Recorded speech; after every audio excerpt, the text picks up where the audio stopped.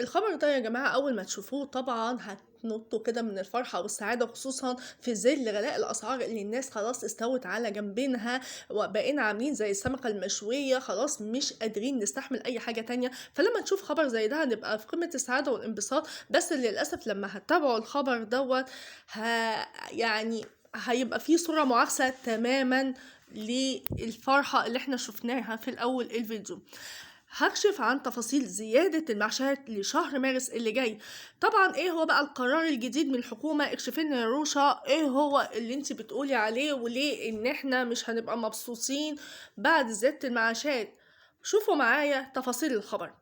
الحكومة متمثلة في وزارة التضامن الاجتماعي والهيئة القومية للتأمينات الاجتماعية كشفت في الساعات اللي جاية بشأن زيادة المعاشات لشهر مارس اللي جاي. فانتوا تقولوا والله كتر خيرهم اخيرا حسوا بالناس، وان الناس خلاص مستوية ومش لاقية تاكل، وبتقول حرام عليكم يا حكومة.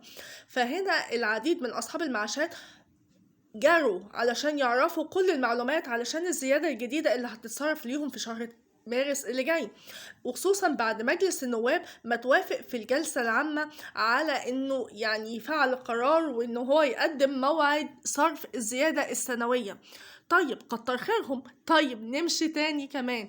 طيب زيادة المعاشات، الحكومة أكدت إنه هيتم البدء في زيادة المعاشات شهر مارس اللي جاي بداية من اليوم الأول من شهر مارس اللي جاي. تمام، من أول الشهر هيبتدي. طيب عن طريق هيئة البريد، عن طريق فروع بنك ناصر الاجتماعي، وكمان عن طريق المنافذ الإلكترونية ومكانات الصراف الآلي ال ATM يعني، ومنافذ فوري المنتشرة في جميع محافظات جمهورية مصر العربية، يعني مسهلينها في جميع المنافذ. حلو قوي. طب ايه تاني؟ الحكومة هيتم تشكيل غرفة عمليات عن طريق وزارة التضامن الاجتماعي علشان تتابع عملية صرف زيادة المعاشات شهر مارس اللي جاي. حلو يعني الخبر لما يبقى حلو قوي كده انا بصراحة قلبي ما بيطمنش، وبحس ان في لطشة قلم جاية بعد الاخبار الحلوة دي. طيب نشوف ايه. طبعا هيشكلوا كمان لجان ميدانية علشان ما يحصلش اي تكدس او زحمة حوالين منافذ الصرف علشان الناس ما هتصدق صرف الزيادة. طيب ايه هي بقى المفيد؟ ايه هي زيادة المعاشات لشهر مارس اللي جاي؟ خلولنا في المفيد، وهو ده لب الموضوع واساس الموضوع. الحكومة قالت إن قيمة الزيادة الجديدة 15%، يعني هتتراوح من 150 ل 1890 جنيه. اللطم هيشتغل والخضة ابتدت من دلوقتي، والقهرة والحسرة ابتدت، اللي انا حبيت ان انا انبهكم عليها من بداية الفيديو علشان ما تتخضوش معايا مرة واحدة. يعني الزيادة هتبقى من 150 ل 1890، وده بناء على حسب المرتب.